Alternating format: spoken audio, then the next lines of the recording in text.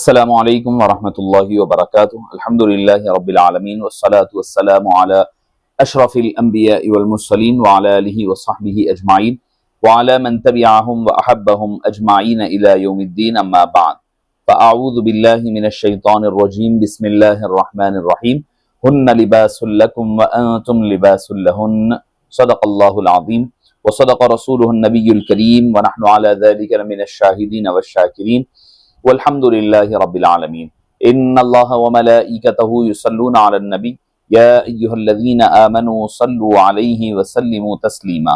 अल्लाहुम्मा सल्लि व सल्लिम व ज़िद व बारिक अला हबीबिक सय्यिदिना व नबिय्यिना व मौलाना मुहम्मदिन व अला आलिहि व सहबिहि अफ़ज़ल सलवातिका व अदद मालूमातिका व बारिक व सल्लिम सलातन व सलामन अलैका या सय्यिदी या रसूलल्लाह सल्लल्लाहु तआला अलैहि व सल्लम। मुअज़्ज़ज़ सामीन किराम, शफ़ीक़ बुज़ुर्गों और अज़ीज़ साथियों, आज की इस हफ्तेवारी गुफ्तगू में आप और हम एक अहम उन्वान को लेकर के हाजिर हुए हैं और वो उन्वान है इस्लाम में निकाह की अहमियत और इफ़ादियत और उससे मुंसलिकात और उससे जुड़ी हुई चंद बातें आप हज़रात के गोशोगुजार करने की सादत हासिल की जाएगी।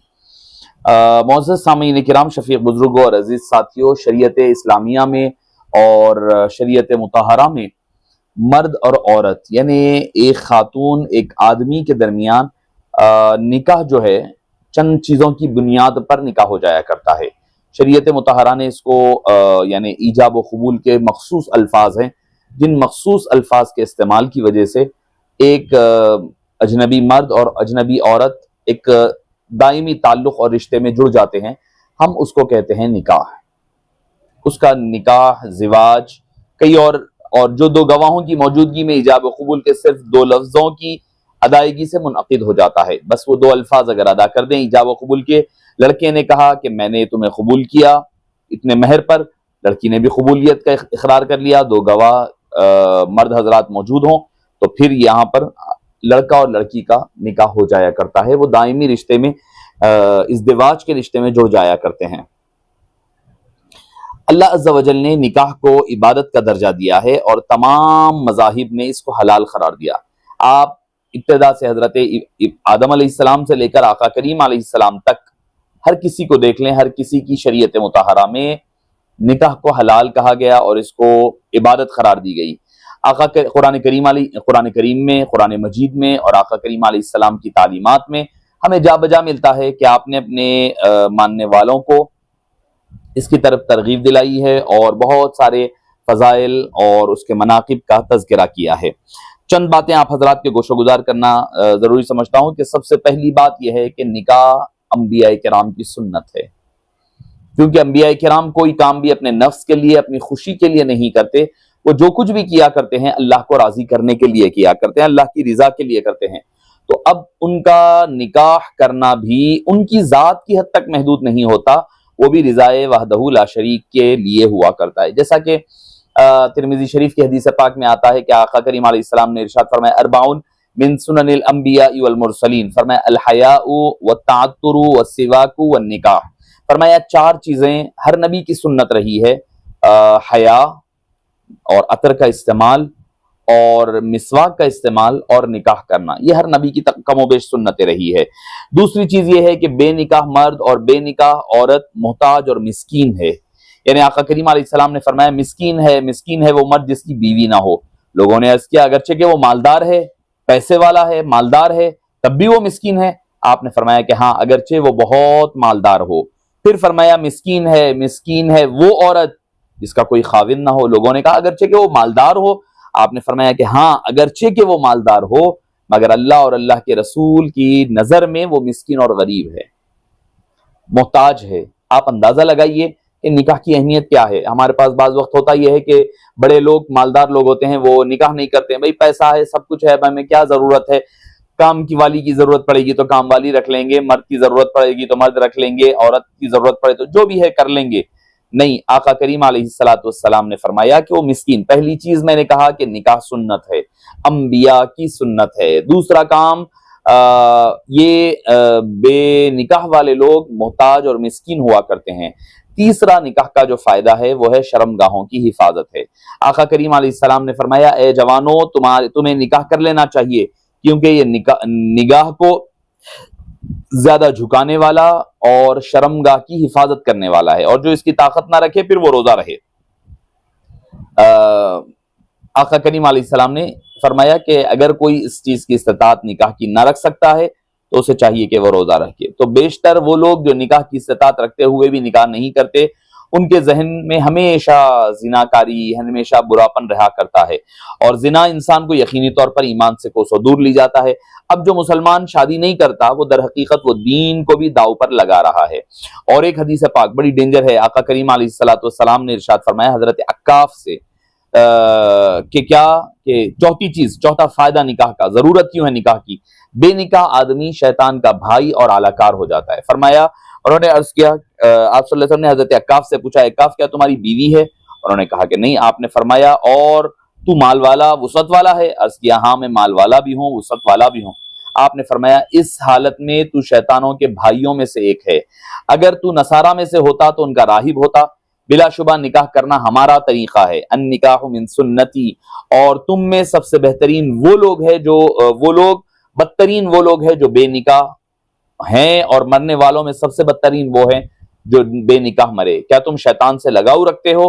और शैतान के पास औरतों से ज्यादा कोई हथियार नहीं जो सालिहीन के लिए कारगर हो, मगर जो लोग निकाह किए हुए हैं ये लोग बिल्कुल मुतहर और फहश से बरी है। काफ तेरा बुरा हो, निकाह कर ले, वरना पीछे रह जाने वालों में से होगा। मजमू ज़वाइद ने इसको नकल किया है। आप अंदाजा लगाइए किस कदर वईद आका करीम अलैहिस्सलाम ने इरशाद फरमाया कि वो शैतान का भाई है, शैतान का आलयकार है, शैतान का हथियार बन जाया करता है। तो चौथी चीज यह है कि निकाह न करना शैतान का आलाकार बना देता है। और पांचवी चीज, बेनिकाह का मुसलमानों से कोई ताल्लुक नहीं है।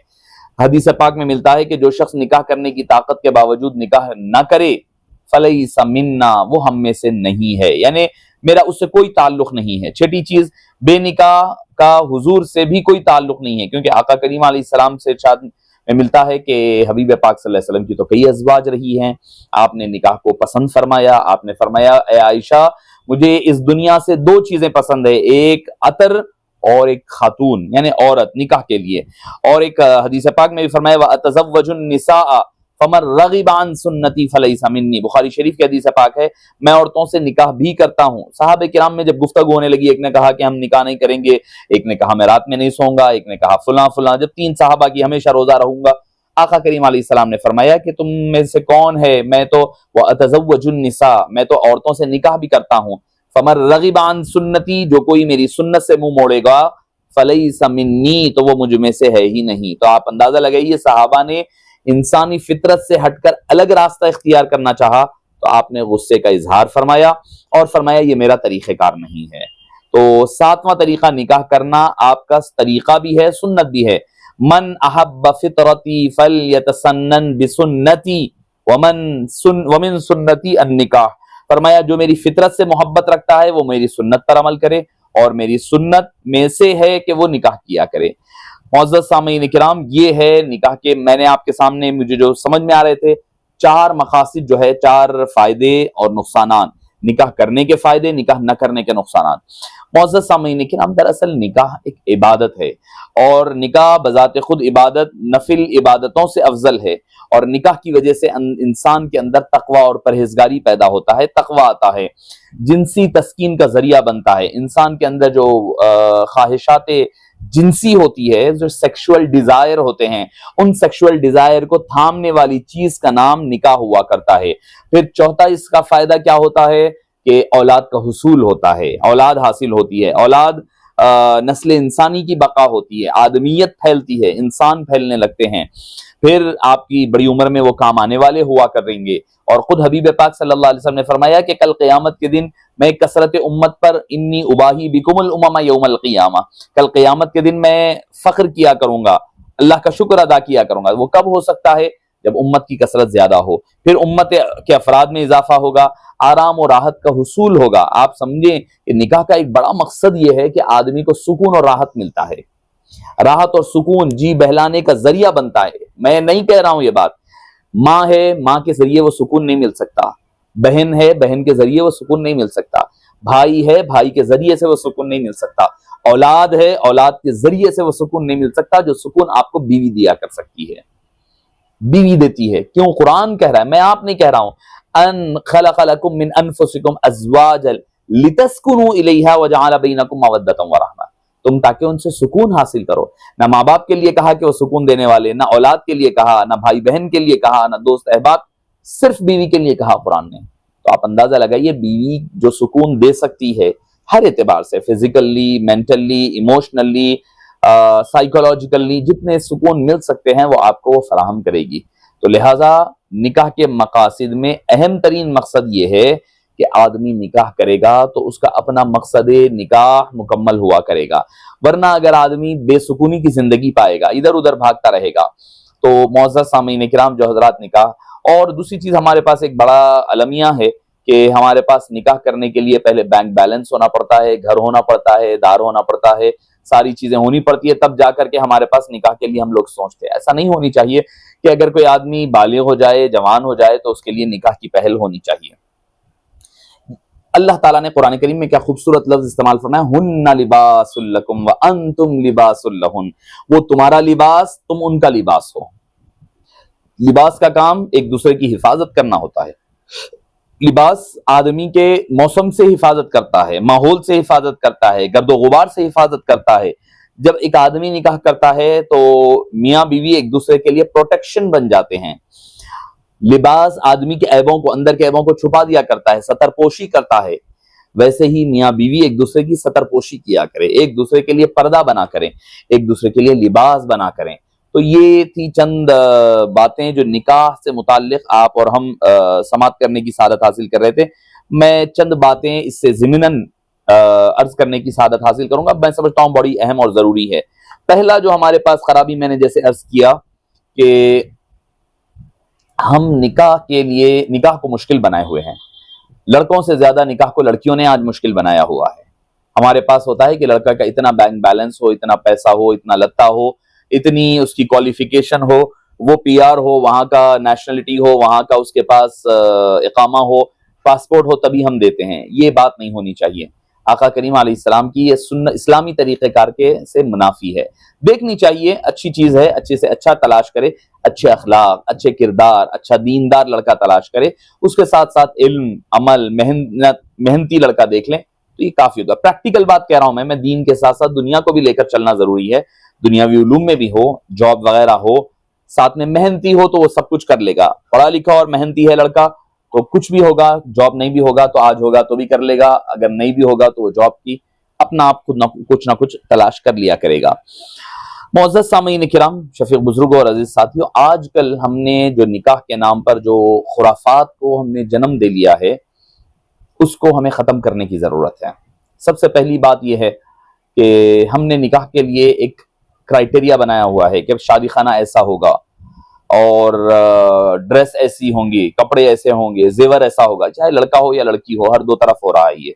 लड़की, एक मुझे हालिया दिनों में एक वाकया सुनने में आया कि लड़की ने निकाह से इनकार कर दिया क्योंकि उसे 1.5 लाख का या 1,60,000 का लहंगा, यानी शादी में पहनने वाला जो ड्रेस होता है, वो नहीं दिया गया, वो नहीं भेजा गया लड़के की तरफ से। उसने निकाह से इनकार कर दिया। उसने कहा कि फुला डिजाइनर का बना हुआ लहंगा ही पहनूंगी तो मैं निकाह होगा। क्या जा रहे हैं हम, किस सिमत जा रहे हैं। और बड़ी माजिरत खाही के साथ आजकल निकाह के नाम पर जो हमारे पास खर्च हो रहे हैं, कपड़ों पर, जेवर पर, बहुत ज्यादा पैसा। हमें तो लगता है अब आजकल तो लोग नए निकल गए हैं क्या कि भाई निकाह के दिन का खाना हराम है। बेवकूफी की, जहालत की इंतहा है। उन्हें तालीमात इस्लामी से बिल्कुल भी कोई इल्म नहीं है। ये जहालत वाली, अगर कोई मुफ्ती भी कह रहा है ये तो जाहिल है, जाहिल है। मैं बड़ी जिम्मेदारी के साथ कह रहा हूं। अभी हालिया दिनों में शहर हैदराबाद में एक वाकया पेश आया कि जिसमें उन्होंने कसम खिला दी, अहद दिलवा दिया लोगों को कि हम जो है ऐसी शादी नहीं करेंगे, ऐसी शादी में नहीं जाएंगे, हम अपनी बच्चियों की शादी में खाना नहीं देंगे, फुला नहीं देंगे। अब मेरे पास कई लोग बाद में आए हैं जिन्होंने कफारा देकर के अपनी कसमों को तोड़ा है, क्योंकि अहद करना भी एक कसम का हिस्सा है। वाउफू बिअहदिल्लाहि इज़ा अहदतुम वला तनकुसुल ईमान बअद तौकीदिहा वक़द जअलतुमुल्लाह अलैकुम कफीला। अल्लाह ताला कुरान में फरमा रहा है जब तुम अहद कर लो तो अहद को पूरा किया करो। तो कसम में अहद भी शामिल है। जब आप अहद के तौर पर कह रहे हैं मैं अहद करता हूं, है लिखा हुआ रिटर्न में है, अहद करता हूं, अहद आप जब कर लेंगे तो ये कसम के माने में है, और कसम तोड़ना है। और कसम किस चीज की खा रहे हैं आप? अरे भाई जो चीज हलाल है उसकी कसम खा रहे हैं, खाना नहीं खाएंगे। अरे भाई उसके ऊपर अगर कोई हराम काम है, हराम चीज है, तो खाने में कोई कबाहत नहीं है। अगर कोई कहेगा नहीं नहीं भाई जबरदस्ती मांगा जा रहा है, जबरदस्ती मांगा जाए तो भी वो हराम नहीं होगा खाना, नापसंदीदा होगा, अमल होगा, सब कुछ होगा, मगर हराम नहीं हो सकता ना। अब भाई अगर वैसा है तो मदरसों के जो चंदे मांगे जा रहे हैं, मांग कर ही तो लिया जा रहा है, पूरे हराम हो जाएंगे फिर। भाई आप जो अपनी ऑर्गेनाइजेशन के लिए जो चंदे जमा कर रहे हैं, वो कहां से मांगना अगर ही हराम है, तो फिर अगर जहेज मांग करके खाना लेना हराम है, तो आपकी जो ऑर्गेनाइजेशन के लिए आप जो चंदा मांग रहे हैं उसके हलाल की मुझे फतवा ला करके बताइए। जितने फुकरा मांग रहे हैं वो सारे हराम हो जाएंगे। तो जबान संभाल कर बात करनी चाहिए कि हर एक को यह हक नहीं है कि हलाल और हराम कहते फिरे। हर एक को हक नहीं है, सिर्फ अल्लाह और अल्लाह के रसूल को हक है कि वो हलाल और हराम का फैसला कर सके। आप बोलेंगे सिर्फ अल्लाह को है, मैं कहूंगा कि नहीं, अल्लाह के ने अपने हबीब को भी दिया है, वयुहिल्लु लहुमुत-तय्यिबात व युहर्रिमु अलैहिमुल खबाइस। अच्छी चीजों को हलाल करते हैं, बुरी चीजों को हराम किया करते हैं। यह आका करीम अलैहिस्सलाम का इम्तियाज इख्तियारी अल्लाह ने अता फरमाया है, ये शान अता फरमाई है। तो ये याद रखें कि अगर कोई शादी के दिन, ठीक है सादगी के साथ होनी चाहिए, आजिजी और इनकिसारी के साथ हो, सादगी के साथ हो, लोगों पर बोझ ना बने। अगर कोई अपनी जानिब से अगर खाना खिलाता है तो इसमें कोई खबात नहीं है। भाई आप जिस शादी खाने में प्रोग्राम कर रहे हैं वो लाखों का शादी खाना है, वो उसकी जवाज की गुंजाइश आप बताइए मुझे। फिर उसके बाद रिफ्रेशमेंट खाना वगैरह जो उस प्रोग्राम के बाद है, उसका कहां से आप मुझे दलील और जमानत दे सकते हैं? जितने ये लोग हो जाते हैं ना, सोशल वर्कर बनकर निकल जाते हैं, सोशलिस्ट बन जाते हैं, एक्टिविस्ट बन जाते हैं, ये ऐसे ही दीन से दूर हो जाया करते हैं। बहुत ज्यादा जरा समझने की कोशिश में आउट ऑफ द वे जा करके दीन से ही बाहर निकल जाया करते हैं ऐसे लोग। तो लिहाजा वो मुफ्ती हो कोई भी हो, तो आदमी को जबान संभाल कर गुफ्तगू करनी चाहिए इन मामलात में। तो लोगों को शादी का खाना नजर आ रहा है। मैं पूछता हूं कि भाई इसराफ सिर्फ शादी के खाने में नहीं है। अगर आप मजहबी प्रोग्राम कर करके पैसा ज्यादा खर्च कर रहे हैं तो वो भी इसराफ है। मैंने इससे पहले भी कहा हूं, मैं डरता नहीं हूं, क्योंकि किसी से मैं दबा कुचला नहीं होता हूं, किसी से लेन देन नहीं होती है, इसलिए मैं बरमला कह देता हूं। अपने भी खफा मुझसे हैं, बेगाने भी नाखुश, मैं जहरे हलाहल को कभी कह ना सका कन। तो ये मामला मेरे साथ होता है। मैंने इससे पहले जब all India Muslim personal law board वालों ने सादगी के साथ शादी की मुहिम चलाई थी, तो मैंने उस वक्त भी उनका रद्द किया था, ये कहते हुए कि भाई आपका जब मुस्लिम पर्सनल लॉ बोर्ड का जब प्रोग्राम हुआ था, जब इजलास हुआ था, उसमें लाखों करोड़ों का खर्चा किया गया, क्या वो जायज था? वो भी तो इसराफ था, उस पर भी गुफ्तगू होनी चाहिए।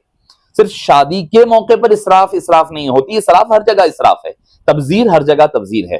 तो लिहाजा अगर कोई अपनी खुशी से बगैर कोई फोर्स के सीधा साधा खाना दे रहा है, खाना खिला रहा है, तो इसमें शरान कोई कबाहत नहीं है। वरना तो फिर कोई खाने की जवाज की गुंजाइश नहीं बचेगी, फिर सारे खाने नाजायज हो जाएंगे।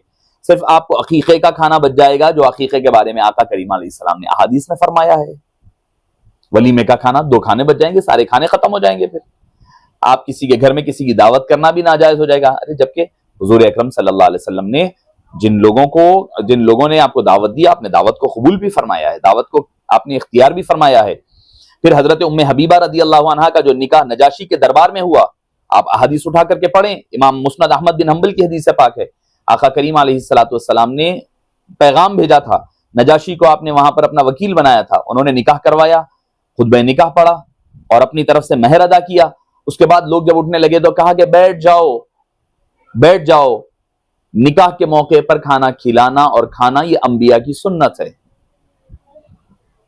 अल्फाज उठा करके देख लें आप मुस्नद अहमद बिन हंबल वगैरह के, तो वहां पर बिठा दिया गया, लोगों के दरमियान जो भी खासा था वो दिया गया।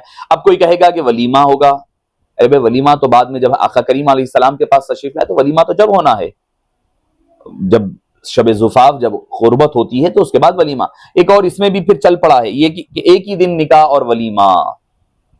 लोगों को ऐसी मीठी मीठी बातें कर करके वर्गलाया जाता है, ऐसी मीठी मीठी बातें कर करके लोगों को शीशे में उतारा जाता है। जो सुन्नत को, जो बिदअत का दूसरों को ताना देते हैं, वो खुद बिदअत किया करते हैं। और एक बात मैं ये तो एक कहकर कहूंगा, मैं एक ही दिन निकाह और शादी, निकाह और वलीमा करना ये जायज नहीं है, ये याद रखें।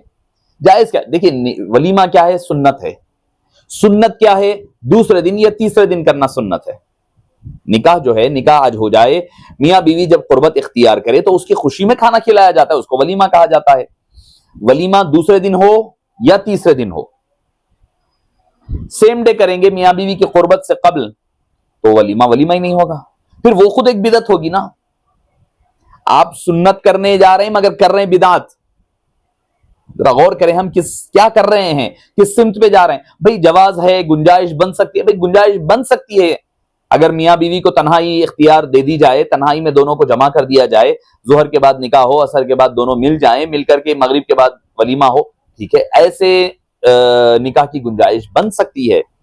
मगर मुअज़्ज़ज़ सामईन किराम, खिलाफ सुन्नत तो हुआ ना, हबीब पाक की सुन्नत के तो खिलाफ ही ये हुआ ना, कि सुन्नत तो ये है कि भाई दूसरे दिन या तीसरे दिन किया जाए। इसमें जरा एहतियात करना चाहिए। हमारे हजरात भी जो है जज्बात में आकर दूसरे हजरात के, दूसरे मकराती फिक्र के हजरात के बातों में आकर के जज्बात में, अरे भाई बात अच्छी है और बात अच्छी होगी, मगर आप कर रहे हैं सुन्नत और इख्तियार कर रहे हैं बिदात।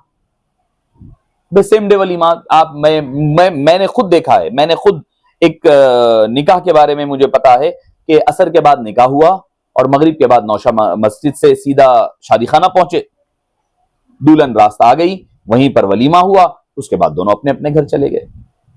आप कर रहे हैं वलीमा सुन्नत और काम कर रहे हैं बिदतियों वाला, और दूसरों को तारा देते हैं कि वो बिदत है। एक इसमें एक मसला और एक भी चल पड़ा है हमारे पास कि हम शादी करने के बाद 4-4, 5-5 दिन के बाद वलीमा कर रहे हैं। ये याद रखें कि वलीमा उस खाने को कहा जाता है जो मियां बीवी के इकट्ठे होने के बाद, यानी शबे ज़ुफ़ाफ के बाद खिलाया जाए। शबे ज़ुफ़ाफ के तीसरे दिन तक वलीमा करना, यह हदीस पाक से साबित है। पहले दिन करे, दूसरे दिन, मैक्सिमम तीसरे दिन करना। अगर कोई आदमी 3 दिन के बाद करता है तो वो फकत जियाफत है, वलीमा नहीं होगा। वलीमे का वक्त खत्म हो गया, तीसरे दिन के बाद वलीमा करना फकत जियाफत, आम जो दावत होगी उसमें शुमार होगा। अगर वही दो भाइयों की दोनों दिन, एक की शादी एक दिन, दूसरे दिन गैप, तीसरे दिन दूसरे की शादी, चौथे दिन गैप, 5वें दिन वलीमा, ये वलीमा नहीं हो सकता। ऐसा है तो आप ये कर लें कि भाई तीसरे दिन या दूसरे दिन अपने घर में वलीमा कर लें मुख्तसर अंदाज में, उसके बाद एक आम जियाफत लोगों के लिए रखना चाहे वो आपका इख्तियार हो सकता है। और जो एक अहम मौजू की तरफ मैं आपकी तवज्जो मबजूल करवाना जरूरी समझूंगा वो ये है, आजकल निकाह मसाजिद में करने का जो चल पड़ा है, ट्रेंड चल पड़ा है लोगों में, उस जानिब तवज्जो दिलाना जरूरी समझूंगा। अच्छी बात है कि निकाह मस्जिद में हो। एक ज़ईफ हदीस है मगर वो मिलती है, ज़ईफ हदीस है जिसमें कहा गया कि मसाजिद में निकाह करो और ऐलान किया करो दफ के जरिए से। अब सवाल ये है कि पहले दौर में जो निकाह होता था सिर्फ मस्जिद में होता, मस्जिद से वापस घर आ जाते। अब वैसा नहीं रहा, मस्जिद में निकाह कर रहे हैं, आकर शादी खाने में फिर शादी हो रही है, रात में 11 बजे बाजे के साथ आ रहे हैं। सबसे पहली खराबी ये हो रही है। इसमें दूसरी खराबी ये हो रही है कि आप जो है, आपकी जो नई नस्ल है, जो छोटे बच्चे हैं, वो वलीमे की तकरीबात और वलीमे के जो होने वाले रसूमात है, जो पढ़े जाने वाले खुतबे इजाब, सब से महरूम हो रहे हैं। क्यों? उनको तो कुछ भी नहीं मालूम। उनको तो ये मालूम अच्छी शेरवानी पहन लेना, सब ट्यूनिंग करके मैचिंग कर करके पहन लेना, पहनकर आकर शादी में नाच गाना करना, अच्छा खाना, अच्छा पहनना, इसका नाम शादी समझ रहे हैं। दूसरा, इसका नुकसान हो रहा है। तीसरा, लोगों के लिए बायस ज़हमत बन रहा है कि लोग मस्जिद में भी आए, शादी खाने के लिए भी आए। और एक बात, अब दूसरे जो अहले हदीस हजरात या तबलीगी या जमात इस्लामी, मैं खुलकर कह रहा हूं, उनकी अपनी मसाजिद में एक तरीक़ेकार उन्होंने बना लिया है। क्या? कि मस्जिद में ही सब कुछ, मस्जिद में ही सब कुछ, यानी ग्राउंड फ्लोर पर मस्जिद में, एक मस्जिद में मैं खुद गया हूं निकाह में, जो मैंने देखा आंखों हाल, दारुशफा की मस्जिद है, मैंने अपने आंखों से देखा हूं, वो आपके सामने सुना रहा हूं। मस्जिद के नॉर्मल जो ग्राउंड फ्लोर है उस पर मर्द हजरात का इंतजाम है और फर्स्ट फ्लोर पर खवातीन का इंतजाम है। और माशाल्लाह से ऐसा रहा है कि हम और आप कहीं और यहाँ वहां नहीं, बल्कि जो है जूतों से चप्पलों से फिर रहे हैं और लग रहा है कोई फंक्शन हॉल में बैठे हुए हैं हम लोग। दुनियावी बातें भी हो रही है, दुनियावी काम भी हो रहे हैं, खाना पीना भी चल रहा है, हलीम भी बट रही है, चाय भी चल रही है, ग़ीबतें, चुगली, औरतों की तैयारियां वगैरह, पूरे इख्तिलात सब चल रहा है। नाम है मस्जिद में निकाह करे, बड़े मुत्तकी परहेजगार है। जबकि आपको मैं बताऊं कि मुझे एक हैरत, मेरे जहन में जो ख्याल आया, एक ये ज्यादा से ज्यादा एक मुस्तहसन अमल होगा मस्जिद में निकाह करना, मगर मस्जिद के तकद्दुस को पामाल किया जा रहा है, रोंदा जा रहा है, मस्जिद के तकद्दुस को खराब किया जा रहा है। हरगिज़ इस बात की इजाजत नहीं देनी चाहिए। कि खाना पीना सब कुछ चल रहा है, दुनियावी बातें चल रही है, खवातीन पूरे अपने बनाव सिंगार के साथ ठीक ठाटा हंसी मजाक चल रहा है, पूरे फिल्मों के गाने बातें सब चल रही है वहां पर ऊपर खवातीन में। ये मैंने सुनी हुई बात कह रहा हूं, मैंने जो देखा वो ये था और सुनी हुई बात ये थी मेरी। अब आप मुझे थोड़ा सा जरा एक मिनट के लिए सोचें, भाई अगर कोई आदमी निकाह करने जा रहा है, खातून नापाकी की हालत में मस्जिद में दाखिल नहीं हो सकती। अगर कोई आदमी निकाह करने जा रहा है तो उसे अपनी बीवी का अय्याम को मलहूज रखना पड़ेगा, माँ के, बहन के, खाला चाची जितने करीबी कम से कम रिश्तेदार है उन सब के अय्याम का ख्याल रखकर करना पड़ेगा। कितनी आप सोचिए, अगर इतना ख्याल नहीं रखा जा रहा है, वो अय्याम वगैरह की नापाकी की हालत में आ रहे हैं, तो इसका वबाल किसके सर पर होगा? थोड़ा जरा गौर करने की जरूरत है। ये एक गलत रिवाज हमारे अंदर डाला जा रहा है। मैं तो अगर ऐसी निकाह हो रहा है तो मैं जा नहीं रहा हूं, हमारे पास तो जाते नहीं है, मगर मैं बता रहा हूं कि ये गलत रिवाज डाला जा रहा है। क्या खुशफहमी में है भाई हमने मस्जिद से कर ला लिया, भाई इतना ही दम है तो मस्जिद में भी क्यों करते हो? घर में जाओ, लड़की के निकाह घर पे पढ़ाओ, ला लो, ला करके वलीमा अपने हिसाब से करो। तो ये जो खराबियां हमारे अंदर आ रही है ना, ये निकाह के नाम पर हो रहा है। तो चूंकि कई चीजें ऐसी थी जिस पर गुफ्तगू होना बड़ा जरूरी था, तो इस वजह से आप हजरात के सामने। अच्छा, अब मैं इसके एक पहलू है निकाह के हवाले से। निकाह के हवाले से एक पहलू जो नजर आ रहा है वो निकाह के अक़साम के हवाले से है। निकाह देखिए 2-3 किस्में पाई जाती है। मैं इख्तिसार के साथ फौरी बात कर लूंगा। एक है निकाह अल मुता या मता के लफ्ज से मिलता है, जिसे निकाह मता कहा जाता है या सिगा भी कहा जाता है। ये निकाह जो है क्या असल? एक है मिस्यार, उस पर भी मैं आऊंगा, उस पर गुफ्तगू करूंगा। निकाह मता जो है, मता या मुता, ये एक ऐसा निकाह है जिसकी मुद्दत 1 दिन, चंद दिन, साल या कई साल की होती है। यानी दोनों मियाँ बीवी खुद तय करते हैं कि भाई हम 2 साल तक मियाँ बीवी रहेंगे। ये मुद्दत, ये पीरियड खत्म हो जाने के बाद दोनों अलग अलग हो जाएंगे। अगर मर्द बाकी जिंदा मानदा मुद्दत बख्श दे तब भी औरत निकाह से आजाद हो जाती है, मगर हर सूरत में इद्दत अपनी शराइत के साथ पूरी करनी पड़ती है और औलाद उन्हीं वालिदैन की तरफ मंसूब होती है। इसको कहते हैं निकाह मुता। और तारीखी एतबार से आका करीम अलैहिस्सलातो, इब्तिदा इस्लाम में इसकी इजाजत थी, इब्तिदा इस्लाम में थी, मगर हमारे पास जो बुखारी वगैरह की सही हदीस पाक है, आका करीम अलैहिस्सलातो वस्सलाम ने अपनी उम्र मुबारक से कबल इसको सही बुखारी में जंग खैबर के मौके पर आपने इसको हराम करार दे दिया, कराम मना कर दिया। किताबुन निकाह हजरत अब्दुल्ला बिन मसऊद की रिवायात हैं, आप उठा करके देख सकते हैं। किताबुन निकाह में बुखारी शरीफ में मिलता है, सही मुस्लिम किताबुल मुता। अब तफसीर इब्ने कसीर उठा लें, तफसीर दुर्रे मंसूर उठा लें, उठा करके देख लें। अब हमारे पास ये हराम होने की इसकी वजह क्या है? क्योंकि आका करीम अलैहिस्सलातु वस्सलाम ने खैबर के मौके पर इससे आखिरी दफा मना कर दिया था, जिसके बाद ये हलाल नहीं रहा।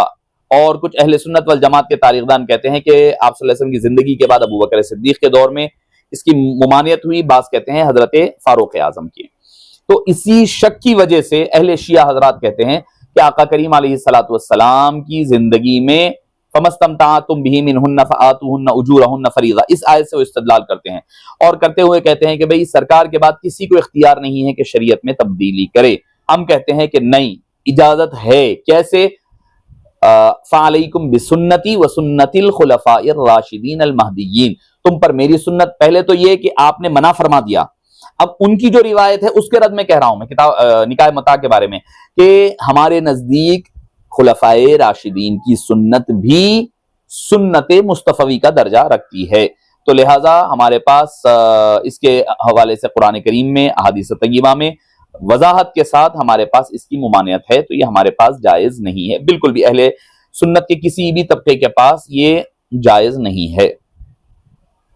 अब आइए मैं आता हूं निकाह मिस्यार की तरफ। निकाह मिस्यार एक शक्ल है निकाह की कि जिसमें जो है मर्द और औरत दोनों मिलकर के मिस्यार, असल में निकाहुल मिस्यार कहेंगे। मिस्यार सिर से बना है, ये छुपा हुआ। ये अरब में उमूमी तौर पर, हमारे पास हिंदुस्तान वगैरह में ज्यादा इसका उमूमी तौर पर ये राइज नहीं है। ये खुसूसन अरब के इलाकों में एक किस्म का निकाह है जो आम निकाह के तरीके पर मुनक़िद होता है, मगर इसमें दोनों की रजामंदी होती है मियाँ बीवी की कि कुछ हुकूक दोनों छोड़ देंगे। मसलन औरत के नान नफ़क़े का हक, साथ रहने का हक, बारी रातों की का हक वगैरह। और इसको जो है छुपे हुए अंदाज में रखते हैं कि भाई किसी को इत्तला ना होने पाए। किसी को इत्तला ना होने पाए, मखसूस हजरात के साथ उसका तज़किरा कर दिया करते हैं कि भाई हम पब्लिक नहीं करेंगे ये बात को, ये बात को जो है अपने हजरात तक महदूद रखा करेंगे। तो अब इसके बारे में एक तो ये कि जो हजरात अरब में रहते हैं वो लोग भी बड़े, भाई हम तो जॉब कर रहे हैं, बीवियां दूर है, तो हम करना चाह रहे हैं, एक ये चल रहा है ये ट्रेंड। और दूसरी चीज ये है कि भाई मीडिया में लोग जो है इसको गलत तरीके से पेश कर रहे हैं कि भाई अरे ये आरिज़ी निकाह है, मगर ये दुरुस्त बात नहीं है। निकाह मिस्यार है क्या, उसका तरीक़ेकार क्या है? देखिए, पहली बात यह है कि इन बातों से पहले मैं चंद बातें जो हमें ज़हनो गुमान में रखना चाहिए इसके हवाले से आपके पेश गोशगुजार करूंगा। शरीयत मुतहरा में बीवी मियाँ के दरमियान निकाह से हासिल होने वाला ताल्लुक सिर्फ जिनसी ख्वाहिश की तकमील नहीं, बल्कि निकाह जिस्म और रूह का बाहमी रिश्ता है। इस मुकद्दस रिश्ते में मियाँ बीवी एक दूसरे से हमेशा वाबस्ता रहते हैं, एक दूसरे के हुकूक अदा करने की कोशिश करते हैं। तो इस कदर बेहतर है कि जैसे मैंने कहा ना, हुन्ना लिबासुल लकुम व अंतुम लिबासुल लहुन, तो वो मामला इस निकाह के जरिए से नहीं होगा। या जिनसी तस्कीन तो वक्ती तौर पर मिल जाएगी, मगर वो जो हमेशा रहने वाला जो सुकून है ना, लिहाफ की शक्ल में, वो सुकून आपको मुयस्सर उस बीवी से नहीं आएगा। पहला इसका नुकसान। दूसरी चीज, निकाह का रिश्ता इफ़्फ़त व पाकदामनी का सबब और गुनाहों से बचने का जरिया है। इसी वजह से निकाह को 2/3 दीन कहा गया। क्या कहा आका करीम? मन इज़ा तज़व्वजल अब्दु फ़क़द इस्तकमल निस्फ़द दीन।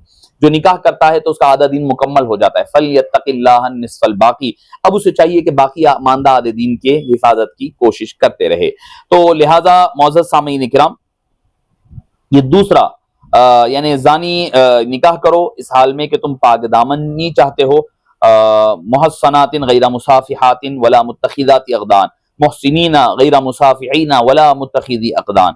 फिर तीसरी चीज ये है कि नस्ल की हिफाजत है, अपने आने वाले नस्ल को आगे बढ़ाना है। तो लिहाजा ये सारी चीजों को अगर हम सामने नजर में रखेंगे तो तमाम कुतुब फ़िक़्ह में ये बात मौजूद है कि निकाह मुता और निकाह मौक़त भी कहते हैं इसको, मिस्यार को, बातिल है। चुनांचे हिदाया में है कि निकाह मुता बातिल है, और इसकी सूरत में यह है कि आदमी औरत से कहे कि मैं तुमसे इतने माल के बदले इतनी मुद्दत तक के लिए फायदा उठाऊंगा। और निकाह मुअक्कत यानी जिसको हम मिस्यार कह रहे हैं वो भी बातिल है। इसकी सूरत यह है कि आदमी औरत से 2 गवाहों की मौजूदगी में कुछ मुद्दत, मसलन 10 दिन के लिए निकाह करे। इसकी इसकी वजह ये है कि मानन ये मुताई हुआ और उखूद में मानी का एतबार होता है, और इसमें कोई तफरीक और फर्क नहीं है। और हिदाया की शरह इनाया में है कि मुसन्निफ की इबारत से इन दोनों निकाह मुता और मुअक्कत के माबैन फर्क के सिलसिले में 2 चीजें समझ में आती है। ऐसे लफ्ज का वजूद जो इश्तिकाक में मुता के साथ शरीक है, निकाह मुअक्कत में 2 गवाहों का मौजूद होना, साथ इसके कि लफ्ज तजवीज या निकाह भी होता है और मुद्दत भी मुतय्यन होती है। निकाह मिस्यार की जो सूरत है कि मर्द हालत सफर या मुलाजिमत के लिए किसी दूसरे मुल्क में जाए और वहां अपनी तबई ख्वाहिश पूरी करने की हाजत हो तो तलाक की नीयत से निकाह कर ले, यानी दिल में ये सोचे कि जब मैं 1-2 साल बाद वापस चले जाऊंगा तो इसको तलाक हो जाएगी।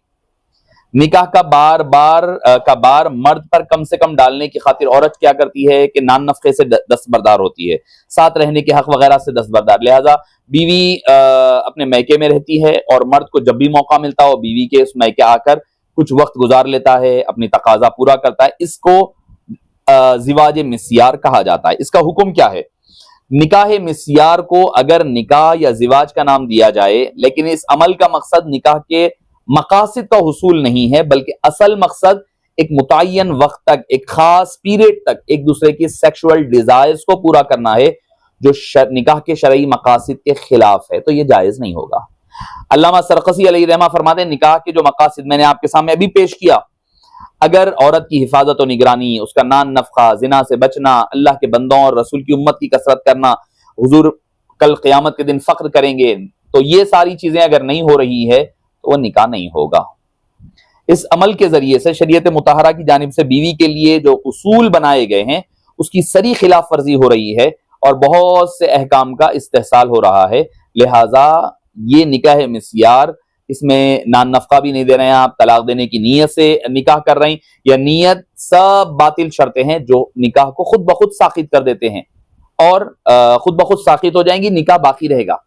ऐसा नहीं है कि भाई आप निकाह के इरादे से निकाह कर लिए, नीयत दिल में ये है तो हकीकतन पूरा मुकम्मल निकाह होगा। ऐसा नहीं कि भाई निकाह जैसा हम 2 साल के बाद गए तो निकाह खत्म हो जाएगा, नहीं होगा। वो बीवी आपकी हमेशा बाकी रहेगी जब तक कि आप उसको प्रॉपर तलाक नान नफका अदा नहीं करेंगे, जब तक कि आपका निकाह नहीं हो सकता। इसके जो मफासिद है, इसके जो प्रॉब्लम्स है वक्ती इज़्दिवाज की वजह से, होता यह है बच्चे होने वाले बच्चों की पैदाइश का मामला कौन जिम्मेदार, और नसब का हुसूल का मसला होगा। भाई खातून है, मिसाल के तौर पर एक मर्द से निकाह कर ली मिसियार, वो 2 महीने रहा चला गया, तलाक हो गई खुद ब खुद। अब फिर उसने दूसरे 3 महीने 4 महीने के अंदर फिर दूसरा निकाह किया। अब मसला ये है कि बच्चा किसका होगा, पहले वाले का होगा दूसरा, पहले वाला तो मुसाफिर था, निकल गया, वो तो अपने सफर अपने मंजिल, ना उसका आता है ना पता है। अब खातून किसकी तरफ मंसूब करेगी, आप समझ रहे हैं इसका थोड़ा प्रॉब्लम्स जो हो रहे हैं। अब बच्चे के नसब से वो इनकार करेगा, लेकिन अगर बच्चे को अपना नाम दे भी दे तो परवरिश के मसाइल आएंगे। अब बच्चा किसके साथ रहेगा, एक मसला। इस किस्म की शादी में औरत मर्द को अपना निगरान और मसूल नहीं समझती, जिसके नतीजे में शौहर के साथ सुलूक खराबियां पैदा हो जाती है, और इस तरह वो अपने आप को और अपने माशरे को भी नुकसान पहुंचाती है। वो जो है शौहर की बात क्यों सुनेगी, उसको तो मालूम है ये तो टेम्पररी है मेरे लिए, ये तो मेरे को छोड़कर जाने वाला है। इस किस्म के अक़्द में ख़वातीन की जिल्लत है, क्योंकि इस ताल्लुक का मकसद सिर्फ और सिर्फ अपनी ख्वाहिशात जिनसी की तकमील करना है, उससे प्यार मोहब्बत नहीं है। जैसा इस्तेमाल किया हुआ पेपर है, टिश्यू है, यूज करे फेंक दिए, वही होगा ना। टिश्यू मैंने लिया है नया, लेकर अपने हाथ में रखा हुआ हूं, जब तक मुझे टिश्यू काम दे रहा है, टिश्यू इस्तेमाल कर रहा हूं, बाद में उठा करके मैं टिश्यू फेंक दूं। औरत की इससे बड़ी जिल्लत और क्या होगी। इसीलिए इसको मकरूह तहरीमी यानी हराम के करीब करार दिया गया है। और इसके अलावा जो है इस किस्म की शादी से खानदानी निजाम तबाह होगा, और इसके अलावा इस रिश्ते और इस ताल्लुक में दवाम भी नहीं होता है। इस किस्म का निकाह वक्ती तौर पर होता है, इसका इस्लाम में इजाजत नहीं होती, और अक्सरियत चारों आइम्मा किराम की अक्सरियत ने आइम्मा किराम ने इससे मना फरमाया है। इस किस्म के निकाह से जो है एक और खराब ये होगी कि जिना का मुतबादिल हो जाएगा। हाँ भाई जिना नहीं कर सकते ना, चलो ये कर लो, कर करके निकाह कर लो, ऐसे जिना का रास्ता खोल जाएगा। अगरचे इब्तिदा में इस नाम नेहाद निकाह की वजह से तवील अरसे तक सफर में रहना बयान भी किया जाएगा, शर्तें भी बयान, लेकिन इसका कवी अंदेशा है कि लड़के और लड़कियां इस किस्म के निकाह को जाहिर करके घरों से घर वालों की इजाजत के बगैर चले जाएंगे। यूं इस निकाह का जवाज माशरे के बिखरने का सबब भी आम तौर पर बनेगा। हाँ, इसका जो एक तरीक़ेकार ये हो सकता है, इसकी मुद्दत मुतय्यन ना हो, तलाक ना हो, इरादा ना हो। हाँ ठीक है, अगर बीवी ये कहे कि भाई मैं आपको थोड़े सहूलतें देती हूँ, आप मेरे साथ रात मत गुजारो, आप बीवी कन रहो, दिन के वक्त आया जाया करो, मुझे नान नफका नहीं चाहिए, ये इजाजत हो सकती है। अपनी बारी एक दूसरी बीवी को देना ये तरीक़ेकार है तो इजाजत है, मगर वक्त की तय्युन के साथ बीवी है यहाँ पर छुपा करके भी अगर कोई कर लेता है तो ठीक है, उसमें कोई मुज़ायक़ा नहीं है। कम से कम तो 4-5 लोग तो होंगे ना जिनको मालूम होगा, मियाँ बीवी को मालूम होगा निकाह का, 2 गवाहों को मालूम होगा, वलिया वकील को मालूम होगा, 5 तो सीधे सीधे हो गए। तो लिहाजा अगर कोई छुपा कर रहा है निकाह, या फिर जो है लड़की औरत अपने नान नफ्के से दस्तबरदार हो रही है, तो ये भी इजाजत है। क्यों? क्योंकि हजरत उम्मे सौदा रदी अल्लाह अन्हा ने अपने हुकूक बीबी आयशा रदी अल्लाह अन्हा के हक में दस्तबरदार हुई थी, मगर इसको वक्त के साथ तय्युन करना, मैं 2 साल हूं यहां तक बीवी, उसके बाद तुम्हारा मेरा ताल्लुक खत्म, ये तरीक़ेकार दुरुस्त और जायज नहीं है। ये शरीयत मुताहरा के साथ खिलवाड़ है और मजाक बनाना है। इसकी वजह से बाज़ात इमाम मालिक के पास तो बिल्कुल हराम है, बिल्कुल हराम है। अलबत्ता इमाम आज़म अबू हनीफा ने वक्त की शर्त को हटाने के साथ इसके जवाज की गुंजाइश दी है।